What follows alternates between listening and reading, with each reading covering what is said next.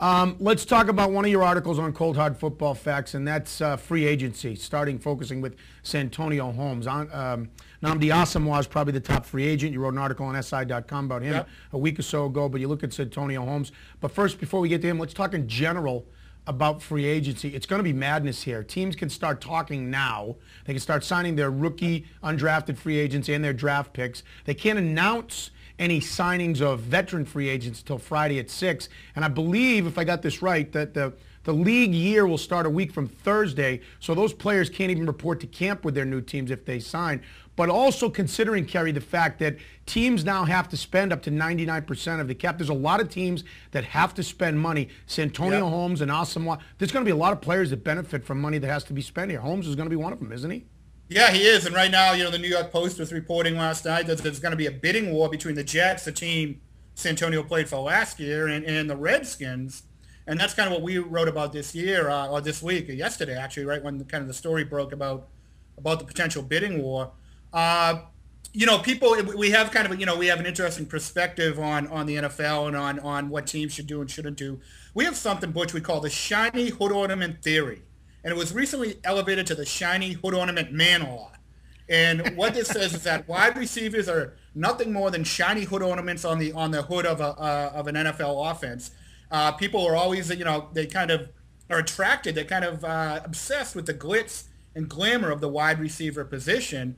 And it just, people think, oh, if we only had a wide receiver, we could do A, B, and C, and it would open up the offense and do this and that.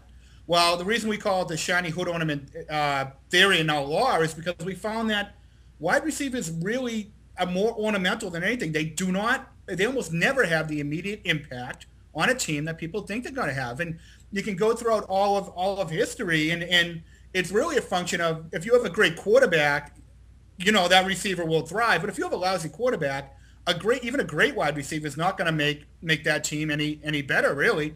And one of the classic examples is Jerry Rice, Butch. I mean, everyone remember, he's probably the greatest receiver of all time, certainly of the last 60 years of NFL history.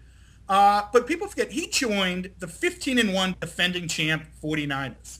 Right. It might have been, the 84 49ers might have been the best of all the 49ers teams.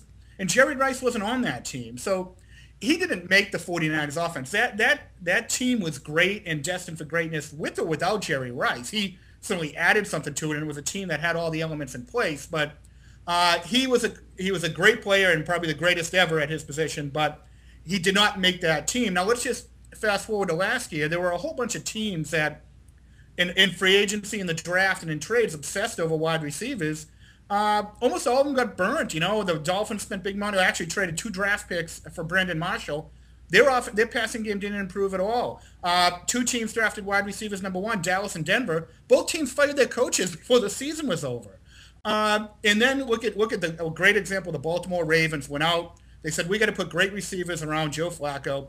They got T.J. Houshmandzadeh. They got Anquan Bolden. They had nice seasons. But what happened in the playoff loss to Pittsburgh last year, Butch? They were no-shows. They were disasters. And, of course, Bolden dropped what should have been a touchdown pass, and Houshmandzadeh dropped what should have been a first down on 4th down to keep Baltimore's last drive alive. Well, both failed to show up. And wide receivers do not make teams, and people obsess over them for some